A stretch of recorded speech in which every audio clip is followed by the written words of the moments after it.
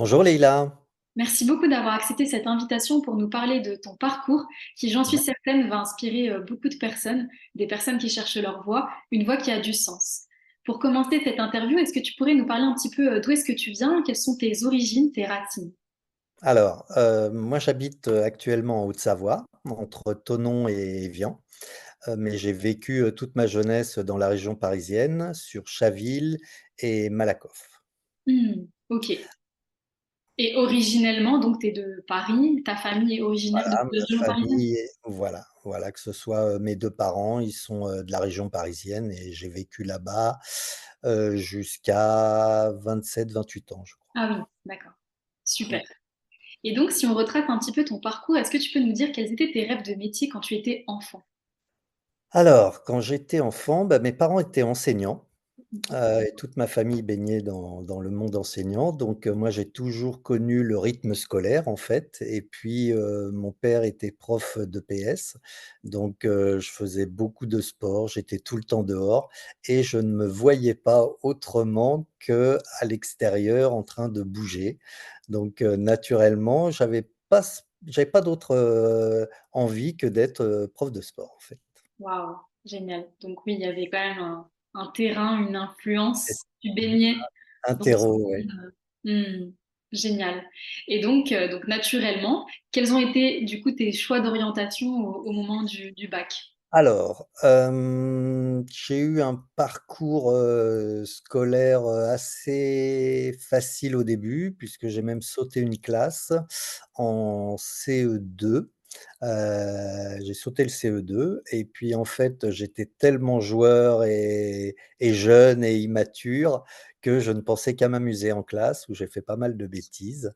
Et puis ce qui fait que, bah, progressivement les lacunes, sont arrivées et j'ai eu du mal à terminer ma scolarité et j'ai redoublé ma seconde, qui m'a fait un bien fou, mais j'ai eu du mal jusqu'au bac et j'ai fait un alors à l'époque c'était un bac D, donc c'était, SVT, sciences de la vie et de la terre.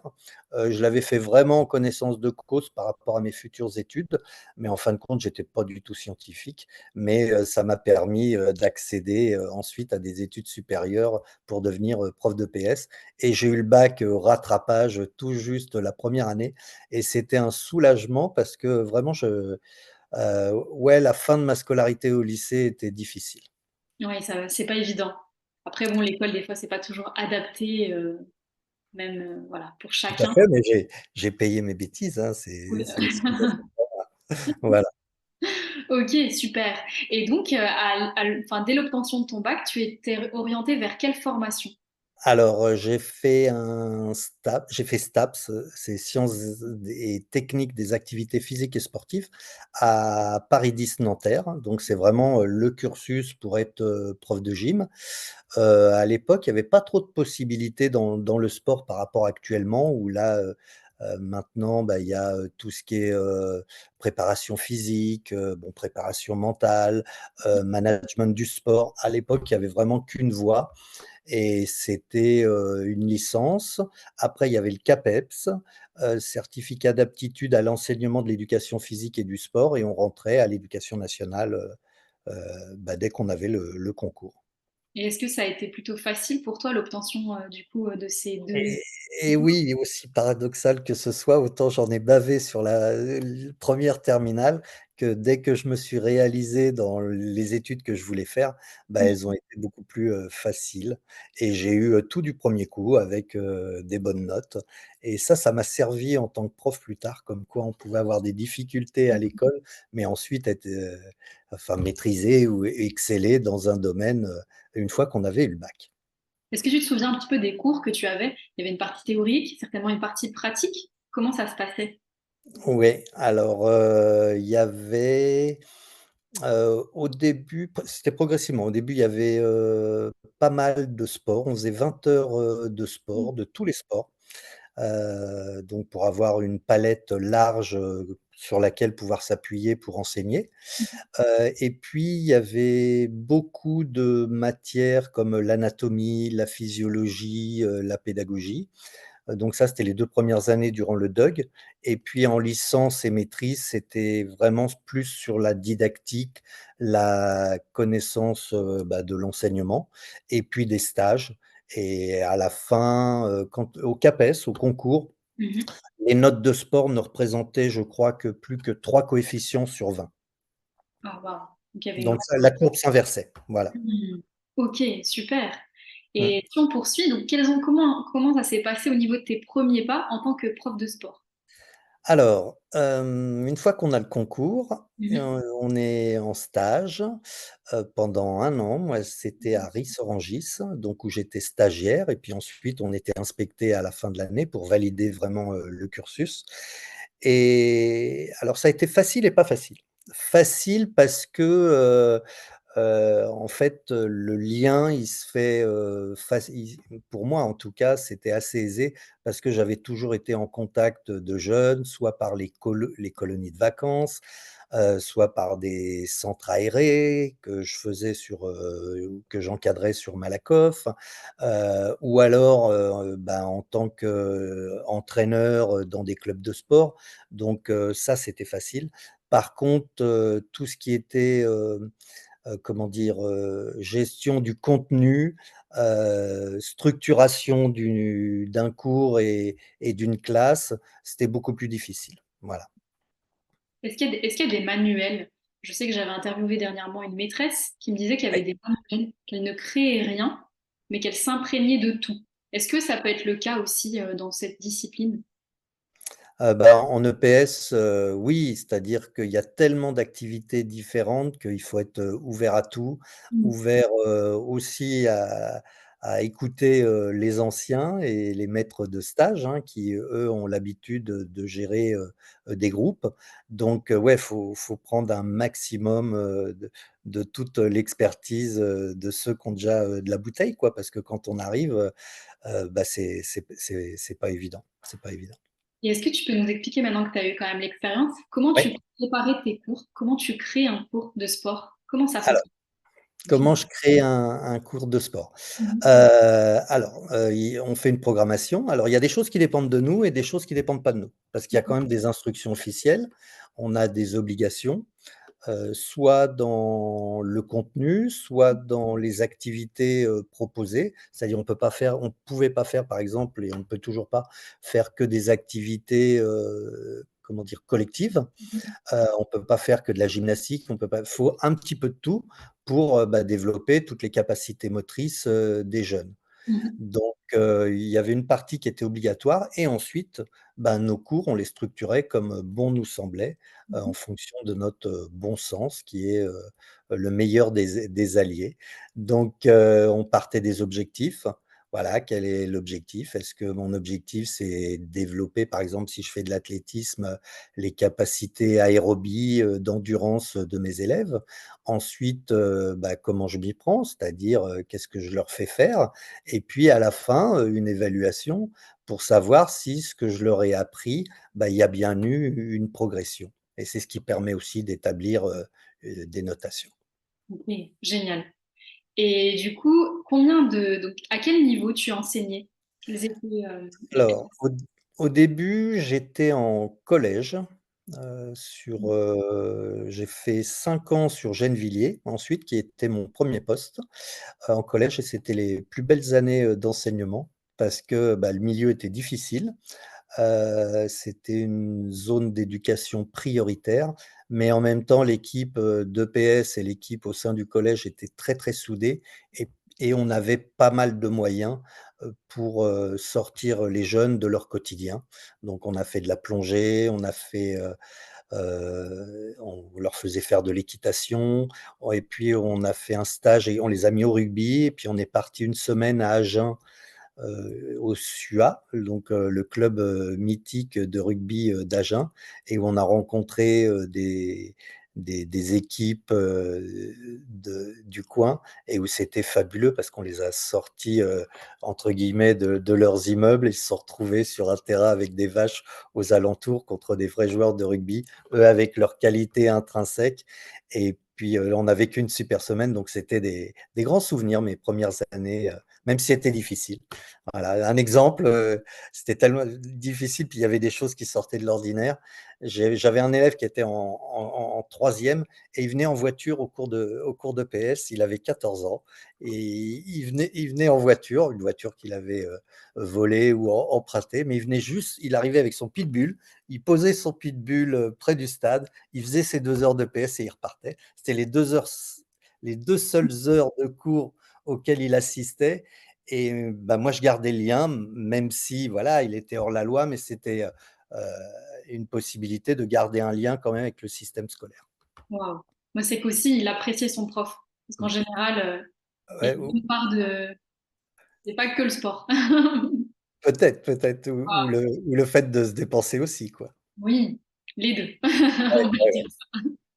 Et du coup, donc tu disais le collège, le lycée également? Alors, voilà, le collège, ensuite, j'ai muté à Thonon-les-Bains, dans un collège, de province, centre-ville. Un gros collège où il y avait 1 100 élèves et puis ensuite il a été réduit à 800. Et j'y suis resté 13 ans, donc j'ai fait en tout, oui, 18 ans de collège et après j'ai basculé au lycée qui était accolé, parce que voilà, pour voir autre chose et puis je pense que c'est une évolution aussi en tout cas pour moi. Je Mmh. voulais voir ce que donnait le lycée et j'y suis resté 13 ou 14 ans, toujours à Thonon-les-Bains. Waouh. Et quelle différence il y a entre le collège et le lycée? Qu'est-ce que tu dirais? Collège, ben, inévitablement beaucoup plus de discipline. Mmh. Beaucoup plus, comment dire? Entre les jeunes, hem, de de gêne par rapport à eux-mêmes, leur situation ou d'agressivité aussi et puis une fois qu'ils basculent vers le lycée, il y a une acceptation davantage de ce qu'ils sont eux-mêmes et également des autres.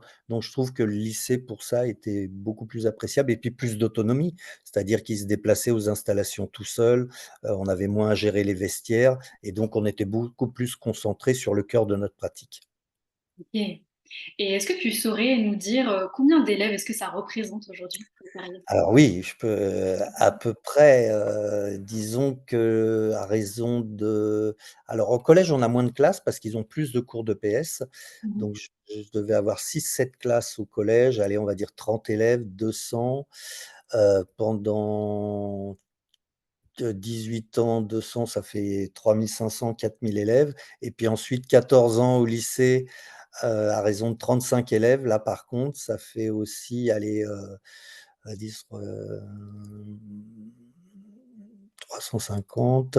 Ouais, j'ai dû voir en tout, 8 000, 8 à 10 000 élèves, donc allez, 8 000 familles, donc ouais, on connaît pas mal de monde et on nous connaît également beaucoup. Incroyable. Est-ce que tu as toujours des contacts avec tes élèves? Quelques-uns? Alors oui, ouais, Oui? ouais, j'ai pas mal de contacts, ouais, parce que j'avais un côté sympa, je pense et puis, moi, la relation privilégiée m'importait, donc j'ai encore des contacts avec, des élèves et Génial. donc je coach, désormais également en prépa mentale, mais on en parlera peut-être plus tard. Waouh. OK, super. Et en termes de sport, donc tu nous as dit combien d'élèves ça représentait. Combien de sports différents est-ce que tu as pu enseigner? Est-ce que tu peux nous donner un petit échantillon rapidement? Heu, énormément. Oui. Alors bon, bien sûr, les sports classiques, hein, athlétisme, gymnastique, les sports collectifs, mais j'ai fait également alors des sports qui sortent un petit peu de l'ordinaire. J'ai enseigné la danse, même si, je n'étais pas danseur, mais j'ai enseigné la danse et je me suis régalé à l'enseigner. On a fait du biathlon sur Thonon-les-Bains. Alors non pas avec, des skis, mais avec, en courant plus, le tir à la carabine, avec carabine laser. On a fait du ski, en Haute-Savoie inévitablement et puis, du tir à l'arc, enfin, plein d'activités. Ouais. Et tu disais également équitation et plongée. Équitation, plongée, natation, Un beau panel. judo. Mmh. Pardon? Un beau panel, je disais. Oui, ouais, ouais, ouais, ouais. Ouais, ouais. Ce qui te permet aussi d'avoir enfin, tu as développé quand même des C'est compétences ça, c'est dans ça, le c'est ça. sport. Oui. Génial. Et qu'est-ce qui t'animait dans ce métier-là? Qu'est-ce qui te donnait envie de te lever chaque matin et de te dire, je vais aller récupérer ma classe qui m'attend et je vais leur faire une session? Et ben, la relation pédagogique, la relation humaine avec les jeunes, avec qui je me sentais bien et je m'entendais bien. Après tous les à côté institutionnels, moins, mais c'était vraiment les jeunes, ce qu'il y avait de plus profond en eux, en fait. Hmm. Heu et même, des fois, dans dans la difficulté ou même dans ce besoin de réussite absolument, ou alors il y en a qui voulaient se montrer, constamment, aux profs de PS ou qui avaient besoin d'une relation, plus affective que d'autres. Bah, c'était qu'est-ce qui se cachait derrière en fait, pour qu'ils aient ce comportement-là, en classe, et c'est ça qui m'animait. Waouh. Et en tant qu'enseignant, comment est-ce que tu vivais le rapport à la performance, à la motivation des élèves et également aux échecs? Ouais, c'est intéressant, que tu poses cette question-là parce que, on pourrait penser que le PS, c'est, être le meilleur en sport, et moi j'étais détaché, et de plus en plus, au fur et à mesure de ma carrière, vis-à-vis de la performance. C'est toujours facile en fait de faire aimer le sport à des élèves qui sont déjà, sportifs, comme, un prof de maths, à des élèves qui veulent faire, comment dire? Des prépas. Donc, ça, il y a rien de plus facile parce que la motivation, elle est déjà là, et donc, ils kiffent de venir en cours, on leur donne ce qu'ils veulent, et ça se passe, très aisément. Donc, par contre, moi, ce qui m'intéressait, c'était de faire aimer à des jeunes des activités, heu qu'il rechignait à pratiquer. Voilà, et notamment, ouais, les filles, j'étais attentif aux filles parce qu'il y avait à l'adolescence, voilà, il y a une relation au corps aussi qui est importante, et quand à la fin de l'année, il y a des élèves qui venaient me voir en me disant: «Monsieur, j'ai couru comme jamais de la vie et c'est la première fois que j'ai apprécié courir», bah, ça, c'était un motif de satisfaction. Donc j'étais pas trop sur la perf, mais beaucoup plus sur le fait, d'oser découvrir, oser, aller dans des contrées qu'ils connaissent pas, et c'est ce qui permet de prendre confiance en soi en se disant: «Bah, en fait, oui, j'en suis capable. En fait, bah, oui, la danse, je croyais que c'était pas fait pour moi, et puis, j'ai trouvé ça super». Donc, ouais, ça me plaisait. Hmm. Génial.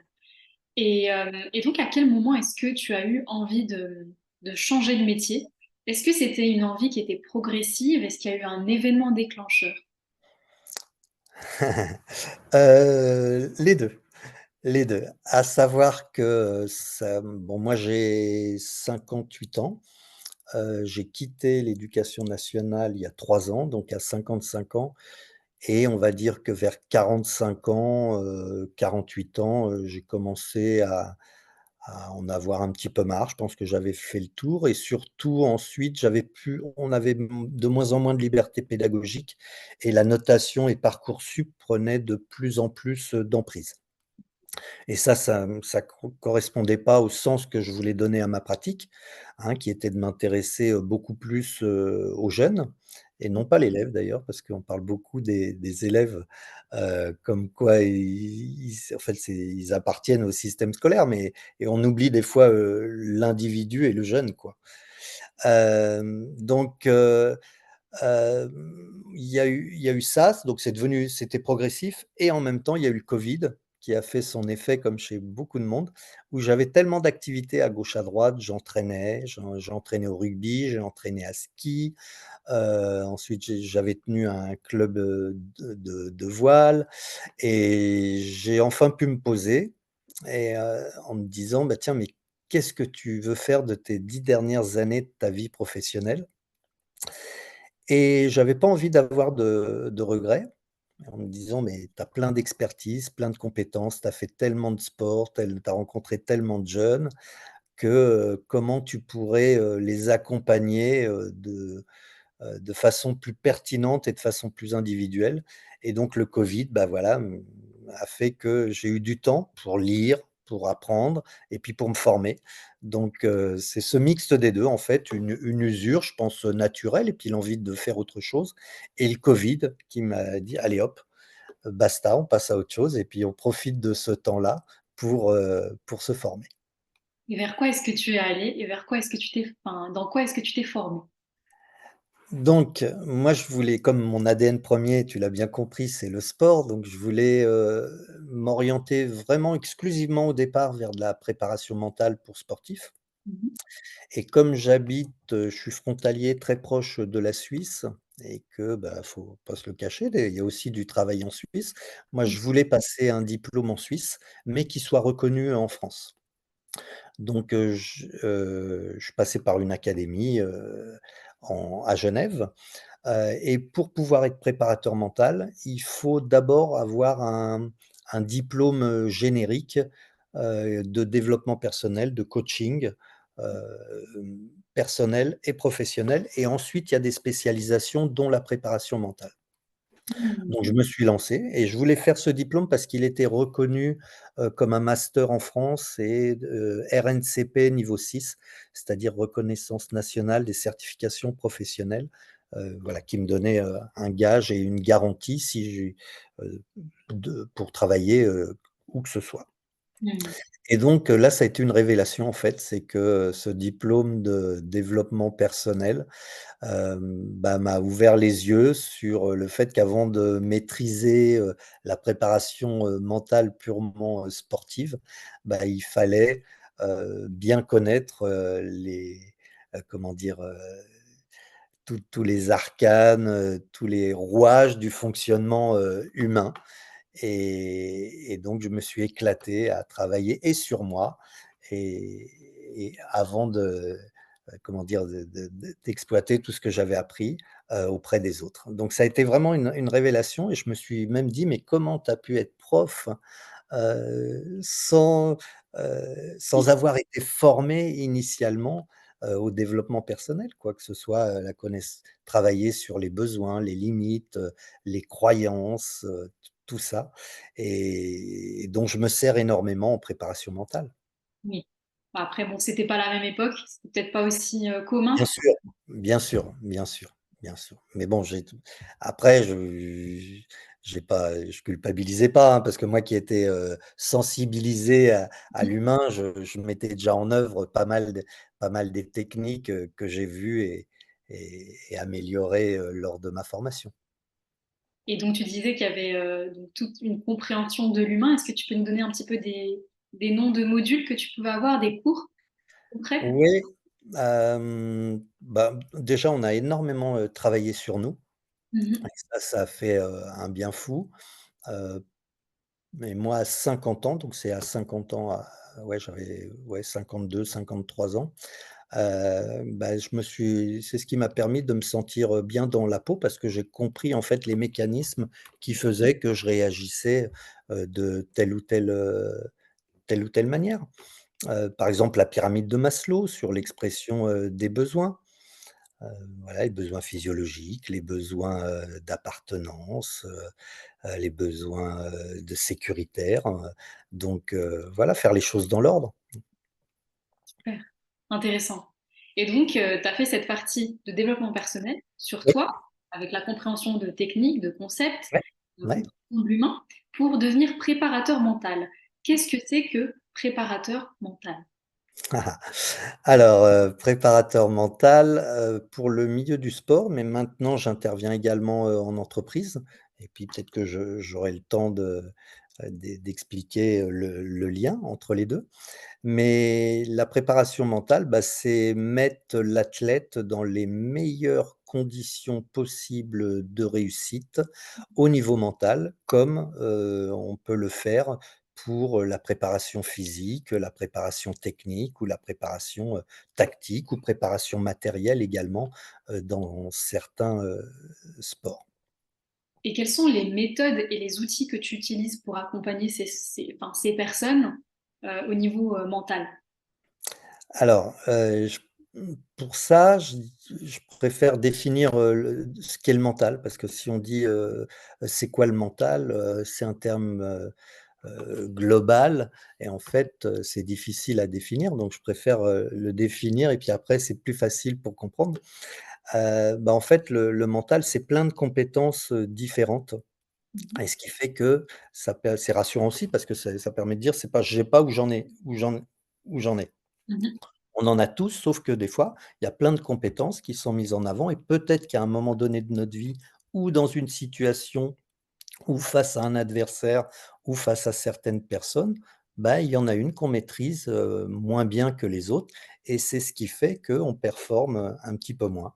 Donc ça peut être par exemple, bah, savoir gérer son stress, c'est également l'estime et la confiance, en soi. C'est la motivation, donc la motivation, c'est savoir se fixer de bons objectifs et je dirais qu'on commence toujours, par là. Alors moi j'aime bien les jeux de mots, donc je parle souvent de motivation parce que c'est l'action qui est le moteur et la motivation, je dirais, c'est qu'est-ce qui me pousse à l'action?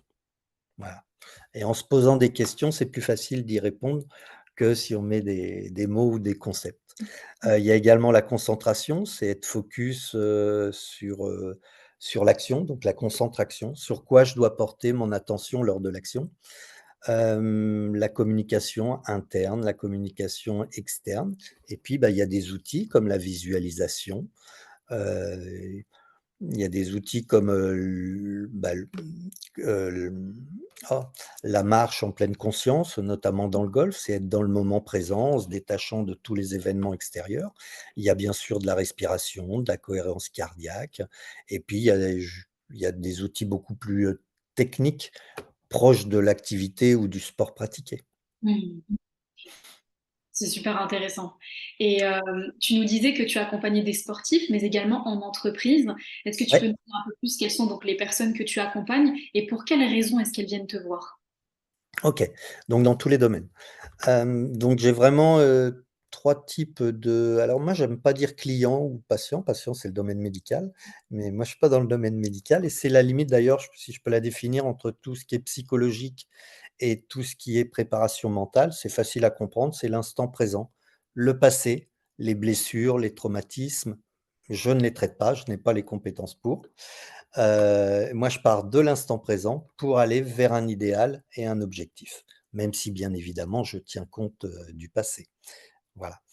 Donc les sportifs, heu, alors j'ai vraiment, plein de sports, donc ça va j'ai beaucoup de golfeurs, inévitablement, parce que c'est un sport où le mental est prépondérant, pour une raison bien simple, c'est qu'on ne joue que 5 minutes sur un parcours de 4h30, donc pendant 4h25, eh bien, on réfléchit, on pense à son voilà, on pense au coup qu'on vient de faire, au coup futur, au stress de savoir où est sa balle, donc c'est voilà, il y a énormément de préparation mentale pour les golfeurs.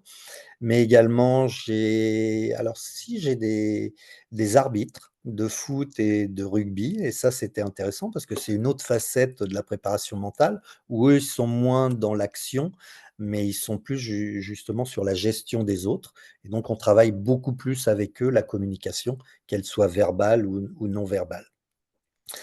J'ai également, un pilote de voltige aérienne en Suisse, là, qui part pour les championnats du monde qui ont lieu dans 5 semaines et là, c'était fabuleux parce que c'est une activité que je maîtrise moins, inévitablement, j'en ai jamais fait.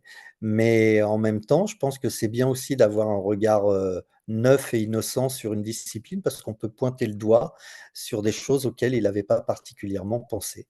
Donc là, ça fait 1 an que je le suis et donc même si je connais pas la voltige, cette activité, mais les principes sont les mêmes dans la prépa mentale, à savoir de prévenir l'imprévisible. Mmh. De tout organiser, de penser à tout Mmh. pour que le jour J, au moment où il faut être prêt, eh bien, quoi qu'il se passe, on est prêt parce qu'on s'est entraîné, on a anticipé toutes les situations possibles et inimaginables et même s'il y en avait une nouvelle, eh bien, de toute façon, c'est tellement entraîné qu'on saurait la gérer. Mmh. Et en entreprise, du coup, c'est sur quel sujet qu'on t'attend? Alors, comment j'ai basculé du sport à l'entreprise? En fait, j'ai commencé à m'occuper sur des mêmes, thématiques, hein, de manque de confiance en soi, sur la prise de décision et j'ai commencé à m'occuper, de dirigeants, d'entrepreneurs et puis c'est comme ça que je suis intervenu sur, le monde de l'entreprise et maintenant, c'est, ouais, comment se préparer à une échéance. Comment que ça soit un grand meeting, que ça soit un projet, comment mettre toutes les chances, de son côté en amont, en fait, du projet. Voilà. Et Donc j'interviens pour 2 cabinets de consulting, un en Suisse et puis un autre, en France. super. Et Mmh. quel point commun tu vois entre ces deux univers en termes d'attente et à contrario, quelles sont les différences? Alors, ce qui les rassemble, c'est qu'il y a très peu de différence, en fait, entre les dirigeants et les sportifs de haut niveau. Pour une raison bien simple, c'est qu'ils ont des objectifs élevés à atteindre. Ils ont une notion de performance, une notion de moyens, un stress très important et je dirais que les sportifs sont avantagés, aussi paradoxal que ça puisse paraître, parce qu'eux, ils sont accompagnés. Ils ont un staff, ils ont des entraîneurs, alors que les dirigeants et les managers sont souvent livrés à eux-mêmes et sont seuls et ont personne sur qui s'appuyer et donc c'est là où moi je peux intervenir, auprès de ces personnes-là. Et voilà, donc la différence, notoire, c'est que, ils prennent pas ça comme, hem, ils n'ont pas le temps de se poser, de récupérer parce que, l'entreprise et le milieu est à fort enjeu et qu'il faut toujours ils ont toujours du travail, du travail, du travail, du travail et à aucun moment ils peuvent se poser pour penser à eux, s'entraîner et puis mettre en place, des choses. Voilà. Mmh. Ah waouh! OK. Et qu'est-ce qui, toi, te passionne dans tout ça? Que ce soit, d'accompagner des sportifs de haut niveau, des sportifs, tout court, ou bien des chefs d'entreprise, des gens qui ont des objectifs plutôt professionnels élevés. Qu'est-ce qui, toi, te fait vibrer aujourd'hui? Alors c'est la relation, Mmh. déjà. Je trouve que la relation, est privilégiée, individuelle. On va vraiment au fond des choses et puis il ressort énormément de positifs et de les voir, évoluer avec, des réussites qu'on peut soit chiffrer, soit mesurer avec des critères qui sont, observables. Heu, allez, je vais donner, un exemple. C'est quelqu'un qui était venu me voir parce que, il travaillait alors là, c'était dans le développement personnel, mais il Mmh. était chef d'entreprise. Il travaillait dans le milieu de la nuit, c'était très festif et en fait, sa vie était un petit peu, que partait dans tous les sens et il fallait qu'il se recadre, que ce soit, physiquement, avec, quelques addictions et il avait envie de reprendre sa vie en main. Mmh. Donc il a fait appel à moi. Au départ, on faisait dans un lieu neutre parce qu'il pouvait pas me recevoir chez lui parce que c'était, le bordel, hein, disons-le, clairement et donc moi qui viens du sport, hein, c'est pour ça que si ça pourrait te donner un exemple de comment la préparation mentale, dans le sport, peut être utile également pour d'autres, problématiques.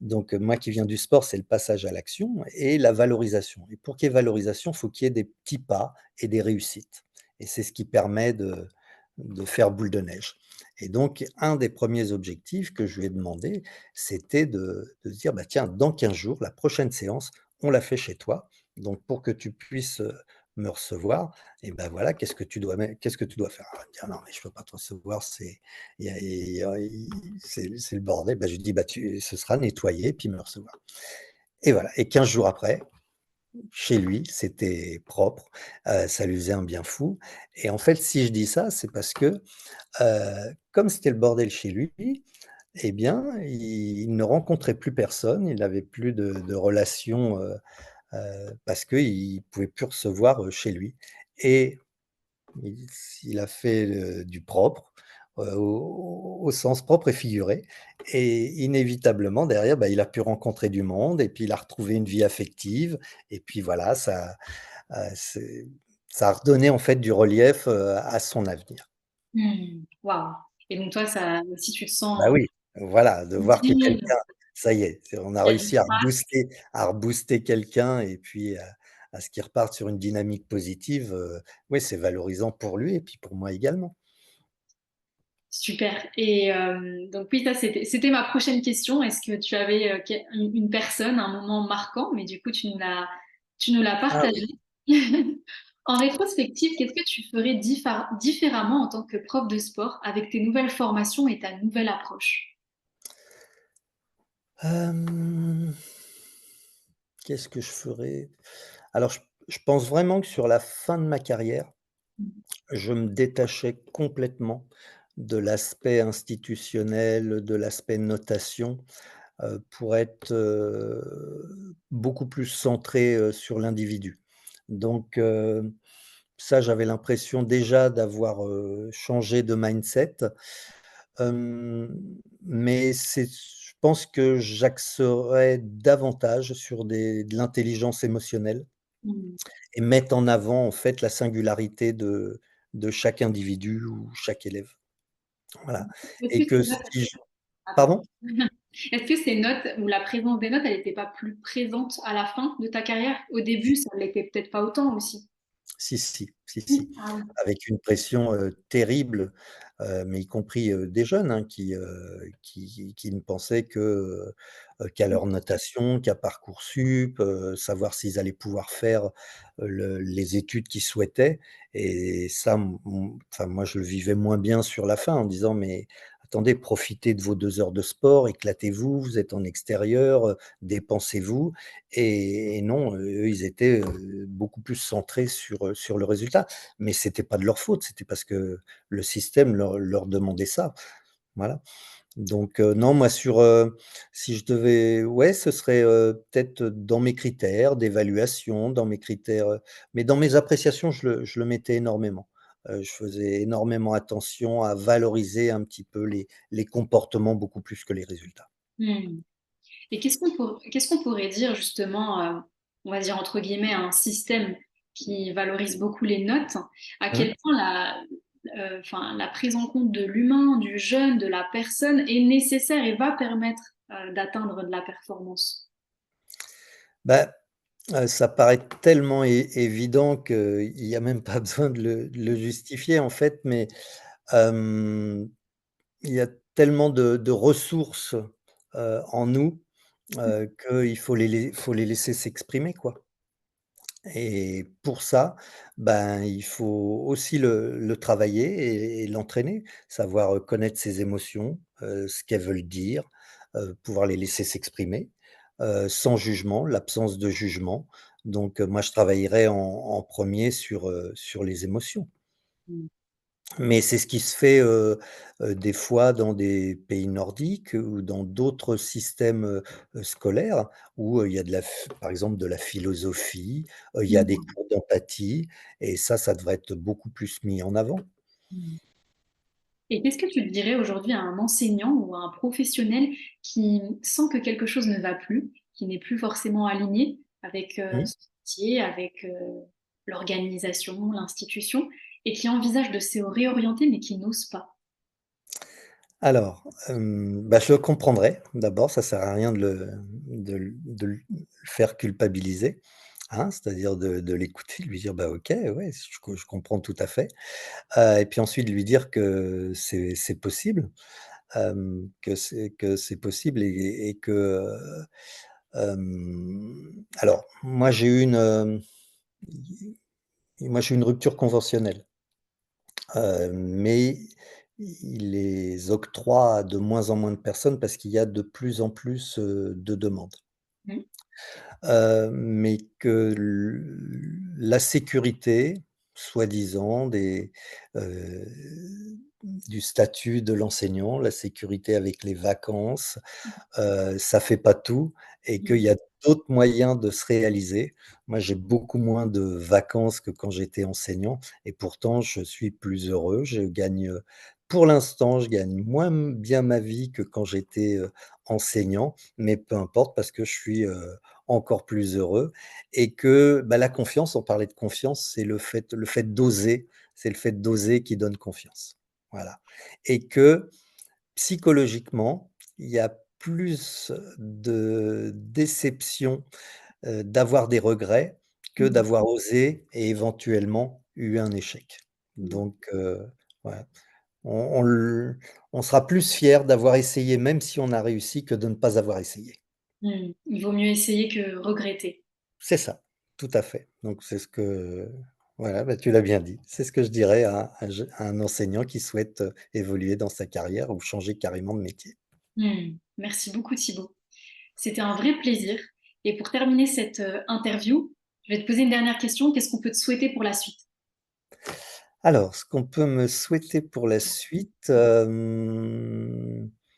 j'aime tu vois, immédiatement, j'avais envie de dire, développer, mon activité, mais pas obligatoirement, en fait. Mmh. C'est garder cet équilibre, que j'ai, actuellement, qui fait que je fais du bien aux autres et les autres me font du bien et ça me va.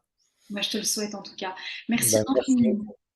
Merci, c'était vraiment un plaisir de découvrir ton parcours, de découvrir ton ancien métier, ton nouveau métier, également voilà, ce domaine. Et puis, de toute façon, on mettra toutes les informations liées à tes activités en description. C'est gentil.